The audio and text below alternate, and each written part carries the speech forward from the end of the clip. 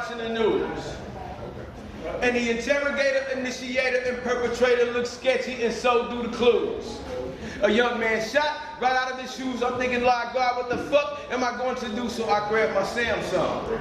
Called Ill Thought, said, yo, it's time to get working. He said, you late, Mo, I'm already in Ferguson, Bo. Go hard deep in the black suburban. A few of God's choice men willing to start serving and bust caps till they out they turbans, keeping hammers jerking at merchants of this patriotic stronghold. Because it's like watching the storm unfold and you outside cold with no winter wind coat. So as the cold winter wind blows, it was similar to ice upon my soul, and all I was trying to do was get warm, you see.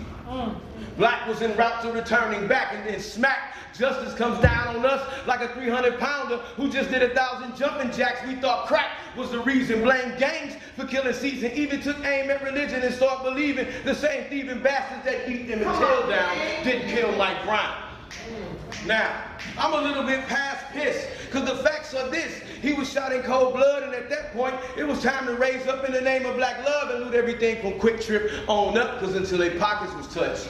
They kept the story in a small zone, reported wrong, and kept the information tucked. But once the flames began to erupt, Fox, HSN, CNN, all came to see what's up, and it's all about the book, so I wasn't surprised when Al and Jesse showed up. I knew it would only be ticks off the minute hand before they put together a band to play the trumpet and make this a love story. Unity between cops and niggas, big governmental glory. This has more twist than Maury Povich, so it's imperative that we focus on the meat of the meal, which was Mike got killed. Darren did his job with no true skill. Justice didn't work for us then, and it won't work still. So what are you asking for when you scream no justice, no peace? You preaching to the same thief that stole your crops, cattle, and belief, and told you to bleach your skin, and I might let you in, and don't get comfortable at the top. Wealthy blacks can sit in, you're standing right next to me. Ain't you seen 12 years a slave? We need the stench of blood to be effervescent. After arrested developments in Zimmerman trial, negligence, kind of common sense to be hesitant, but not these Caucasus Mountain residents. In an attempt to steal melanin, and you telling me to march and still don't fight, huh? Damn shame, I'm a criminal if I grab a gun. I'm disrespecting his parents if I stole one honey bun, but marching must be for exercise and fun, because at the end of the sign hole, then nothing was done. And you'll see how it feels to need some fighters and all your people preach and run. So I can't count none of the times we actually stood and fought. So actually, I'm about to cut this message off before you find out who I truly am. Because if you put a badge in my hand, I'm going to start spraying Uncle Sam, Billy Graham, and every other patriotic sir man. I'm done playing with these white folks. Want to discuss revolution? Meet me on the north side and bring a night coat, a lighter, a knife, and some light smoke, just in case the lights go and you have to get off your ass and defend black lights at night, bro. We got one of St. Louis' finest here. Also an artist at the Lit Linguistics up here at Neat Restaurant and Bar. And we have King here, and he is on fire, been on fire since people been knowing him. So, which has been a while, and we're gonna get to that. But I've been asking everybody, why poetry and why do you love poetry? I discovered poetry at a time in my life where I was really down in spirits. My connectivity with the universe was very low, and poetry just produced in my mind. I don't ever remember writing poems as a kid. It was a point in my life where poetry needed to be present. And once it surfaced, I fell in love with it. I was always a person that liked words, metaphors. So poetry for me was kind of a saving grace. It gave me an opportunity to express myself without any barriers. I started studying the literary side of poetry, haikus and similes and whatnot. And I discovered that I like free verse poetry. It's kind of like playing tennis with the net down, if you get what I mean. So why poetry? Because it was a lifesaver. Simply put. So how long ago did you find it, and what area of this life was that for you? Eons ago. Well, how old am I, like, what, 25? Right, so maybe when you was like 2. No, I'd say about at least 15 years ago. Wow. Poetry has been in my life for a very, very long time, and I was very adamant about reciting a lot of my poetry and sharing a lot of my poetry because I felt like these were things that people needed to hear that are not talked about on a day-to-day basis. Facts. Because, you know, we got this politically correct, don't say this, don't say that. I don't live by those standards, and poetry doesn't either. So. Yeah, you definitely always be coming with some messages, always. So you say what drew you to it was just a period in your life. Mm-hmm. So since you've been around, what are some favorite poets, local or, you know, international, whatever? I'm gonna keep it local. Okay. Definitely Louis Complexion. Yes. Definitely Shade. Definitely Ray lay down the truth. All facts. That's definitely Ill Thought. Let me see. Man, you gotta think I come up when it was Def Comedy Jam poets. So I actually got like an entire list. J Love, I remember when he first came on the scene and he was on fire, smoking hot. To name a few more, Brother Ting, most definitely. Lightning, of course, like all the old school favorites, even 16 bars, like. So my list is long. Yeah. You gotta ask a smaller question. No, you named some. Definitely named some pillars in this community, no doubt. For real. So you would say they probably some of your major influences too in your writing? Absolutely. Yeah. Absolutely. Okay. So what inspires you to write today opposed to when you first started writing? Yeah, after. Hold up. Protein. I actually went on a hiatus. I actually stopped writing for some years. I stopped performing for some years, and stopped even attending venues for some years. I personally felt like poetry had become like everything else and was missing a lot of layers that made it what it was. Personal issue of my own. I haven't written in years. I just started back writing probably a month ago or so. Ray, you actually encouraged me to start back writing. I'm serious. When I heard Ray and I heard the verbiage, I said, that's the kind of poetry I used to write. No kidding. So you encouraged me to get back on the throne. As far as a style of writing, I'm influenced by everyone. Everybody has something in their repertoire that I think I can apply to my science if it's true indeed. Right. Grace be with you. Everyone. Like when I hear people perform, it excites me. It just disappoints me that I don't get what I should be getting out of poetry right now. For example, like the first time I watched Louis Complexion perform, his presentation was raw. It was eclectic. It didn't seem too rehearsed. It wasn't a bunch of theatrics involved. And then I see poets come behind, and it's more about theater than actual content. When it comes to music, poetry, anything containing language, I'm a content person. So, like writing poetry now for me is definitely about content and less about theatrics. Spinning around, dancing, being seen, and speaking boldly. Let your words reflect your state of mind. So there is no difference between me writing then and writing now. I just seek more inspiration. I want to be inspired by people. That's all. Well, you definitely inspire people when you spit. So I hope that you get that out the community. Amen. I hope we see you around more, because we definitely need the old school poets to come back into the Absolutely. scene and integrate, and you know what I'm saying, show them, you know what I'm saying? Platform. Yeah, man. So we're honored to have you. I mean, you were a beautiful piece to this show, and thank you for being a part of it. What are your hopes if you do step into the community scene? Like, what are your hopes with it, like from this point? Poetry wise? Yeah, like, or like even like as the community. Well, I'm gonna skip poetry then. I'm serious, because it's a lot of things that need to be addressed in my opinion. You have mental illness running rampant.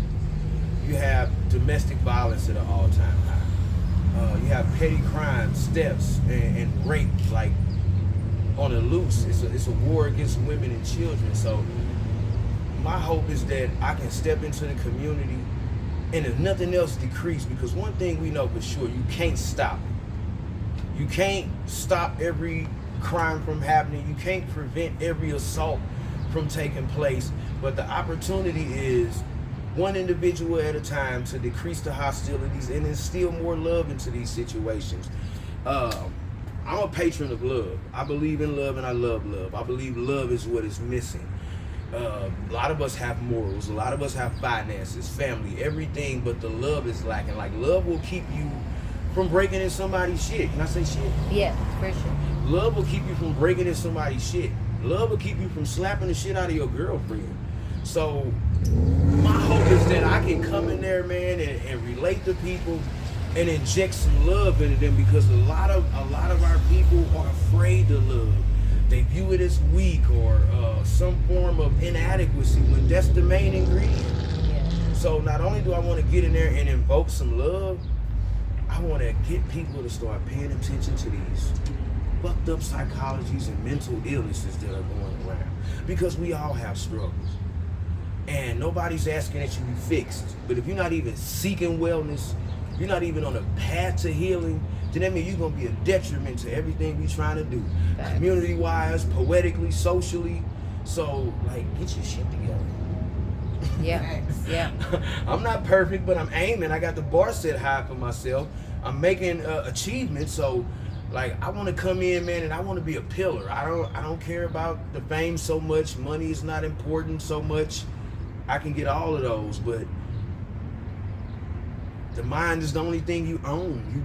You really don't own your car. You really don't own your house. They can make up a reason and come take those. Your mind is all you own. So mentally, we need to hug. Amen.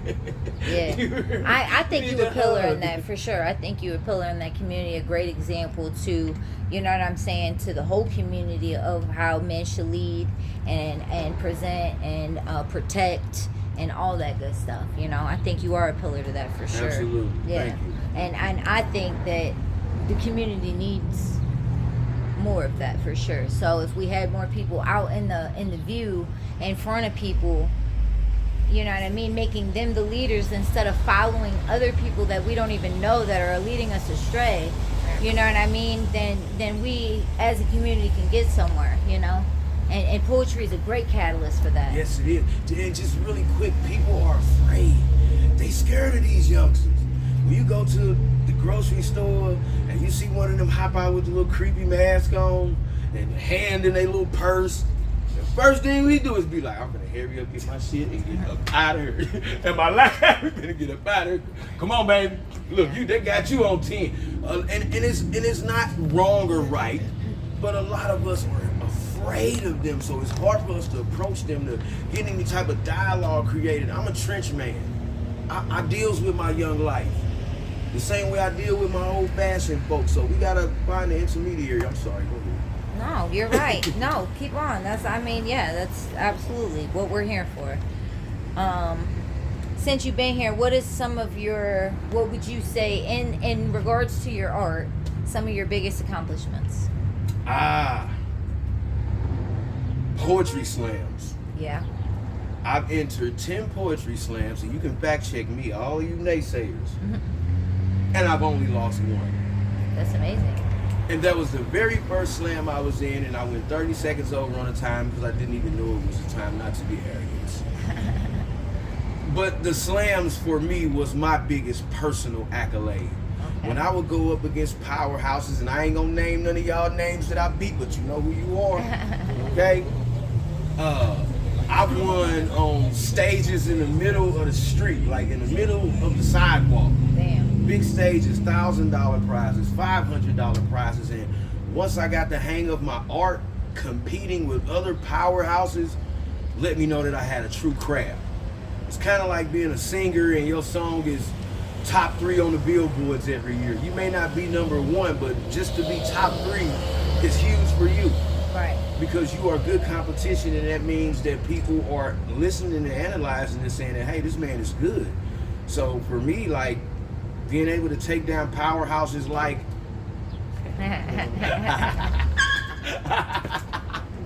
No, the slams. He The said, slams were look, it. the car even did it for him. We're not Don't gonna do it. Look, don't do it.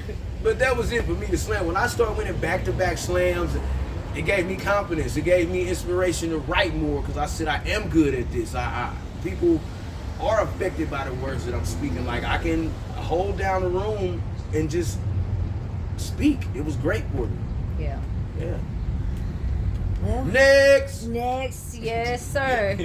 Okay, well, how about some of your favorite stages or audiences that you've performed on? So you said you did slams and stuff like I'm that. gonna answer both. My favorite stage was the stage that I just went through, the discouraging phase. And I think every adult poet goes through a discouragement phase where you feel like people aren't listening. You feel like things ain't what they should be. You got big dreams and aspirations, but you're seeing smallness. Like, you can't grow. Like, if there's never a night, you wouldn't appreciate the day. So for me, the best phase was being in a slump and making a comeback.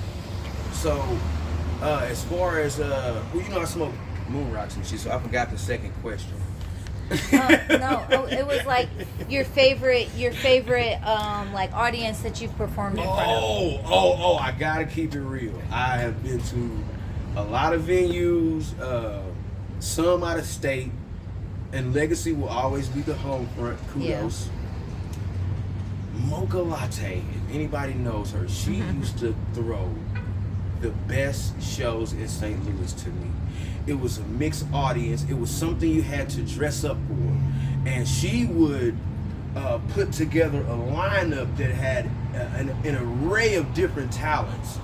Musicians, violin players, singers, poets. And it was always at a venue that it was friendly, it was safe, you could access a decent bar. So crowd-wise, Mocha Latte can call me for anything, and I will perform. I feel that. So she's my top gal. Yeah, we're definitely grateful to have you out because we know you don't be hitting them. I do not come out. Yeah, I be don't. in the trenches. Yes, you do, and you be in the community too. You can find me on a bus stop talking to some homeless people, and I do have a car. Yeah, and he do, and a house and all that good shit. For real. Yep. Go ahead, King. Okay, well, how about some shout outs? Who you want to shout out? I'll be honest. I heard the other interviewers with the opportunity for shout outs. I actually only want to give one, and it's from the heart. I want to shout out People's Choice Television and Ray Lay Down the Truth. And I'm going to tell you because, like, we ain't doing no fluffing or no padding. They are attempting to put together one of the biggest shows in a long time. We have a lot of Thursday nights, Monday nights, Tuesday nights, Friday nights, Saturday nights. But she is doing something catastrophic to me. This is why I decided to be a part of it, because I'm an on-the-go type. I'm missing money right now. But I want to give y'all a shout out because this is huge. You're combining the old school with the new school. You're paying homage in both directions. And not to say too much, but they doing it and they giving to people. They're not asking for $1 million to make this happen. I'm watching behind this camera them spend their own personal money to make this happen. They're not being cheap, and they may not even come out financially in the lead as far as profit is concerned, but they have such a desire to see this happen. So my only shout out is truly to y'all, and I love you guys. Man, we love For you real. and appreciate you. I ain't mean to. No, for real though. That's real talk. Yeah. And to me. And yeah, period. Yeah, that was real, man, because that's exactly what we're trying to do, and it feels good to be recognized for that. You know what I mean? Indeed. And it feels good to be affiliated and associated with everybody on this show. Right. Yeah, it really does. Just to be able to have that connection with y'all is better than any of this, and then the fact that we could put this show on TV, like tickled pink. You know what I mean? Okay, I know you got a business. Yes. Yes, so tell us about it. Well, I own a cannabis consultation firm. I went to St. Louis University for cannabis cultivation and pharmacology. I also went to an independent university in California to study cannabis science. And since then, I've probably been to maybe 5 or 6 different states exploring cannabis options, seeing what the legislation is like. But in short, I own a cannabis consultation firm. I do everything from edible resources to grow coaching to cannabis education to licensing resources. I do it all on everything cannabis. I also dispense a lot of products and help people find resources to heal a lot of their ailments. Half the day I'm playing doctor, explaining to people how cannabis interacts with the body, what it does to your brain, what it does to your cardiovascular system. So I'm not just somebody that's got some weed or knows a little bit about some weed. I'm truly a cannabis doctor, and you can consult with me. And on behalf of this show, I'm inclined to offer a 30% discount on consultations if you mention People's Choice. Ooh-wee. Ooh-wee. Okay, right That's there. it, that's all. Yes, period. Okay. How can they find you?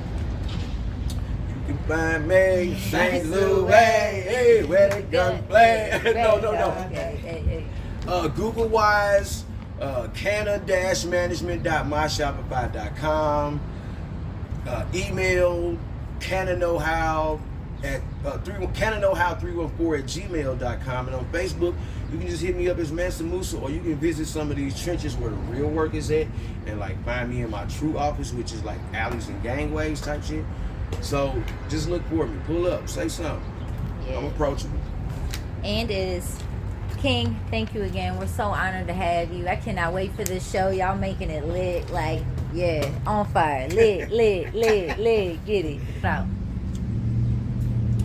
I'll be honest, I heard the other interviewers with the opportunity for shout outs. I actually only want to give one, and it's from the heart. I want to shout out People's Choice Television and Ray Lay Down the Truth. And I'm going to tell you because, like, we ain't doing no fluffing or no padding. They are attempting to put together one of the biggest shows in a long time.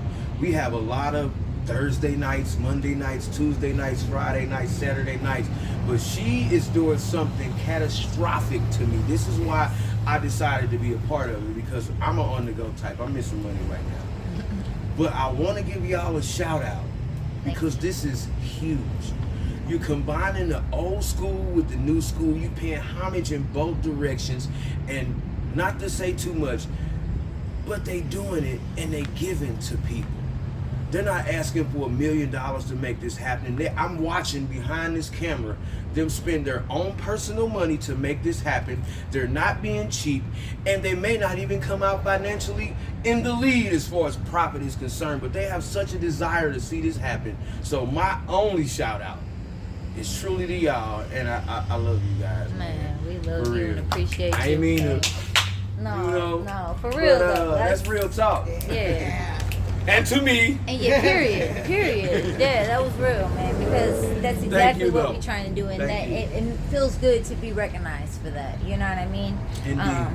And it feels good to be affiliated and associated with everybody on that show. Right. Yeah, it really does. Just to be able to have that connection with y'all is better than any of this, and then the fact that we could put this show on TV, like Man. tickled pink. You know what I mean? Okay, I know you got a business. Yes. Yeah, so tell us about it. Well, I own a cannabis consultation firm.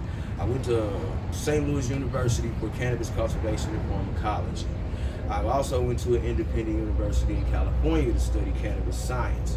And since then, I've probably been to maybe 5 or 6 different states exploring cannabis options, seeing what the legislation is like. But in short, I own a cannabis consultation firm. I do everything from edible resources to grow coaching to cannabis education to licensing resources. I do it all on everything cannabis. I also dispense a lot of products and help people find resources to heal a lot of their ailments. Half the day I'm playing doctor, explaining to people how cannabis interacts with the body, what it does to your brain, what it does to your cardiovascular system. So I'm not just somebody that's got some weed or knows a little bit about some weed. I'm truly a cannabis doctor, and you can consult with me. And on behalf of this show, I'm inclined to offer a 30% discount on consultations if you mention People's Choice. Ooh-wee. Ooh-wee. Okay, right That's there. it, that's all. Yeah, period. Okay. How can they find you? You can find me in St. Louis, hey, where the gun play. No. Okay. Google wise, canna-management.myshopify.com. Email canna-know-how at canna-know-how314@gmail.com. And on Facebook, you can just hit me up as Mansa Musa, or you can visit some of these trenches where the real work is at, and like find me in my true office, which is like alleys and gangways type shit. So just look for me, pull up, say something. Yeah. I'm approachable. And is King, thank you again. We're so honored to have you. I cannot wait for this show. Y'all making it lit, like, yeah, on fire. Lit, get it.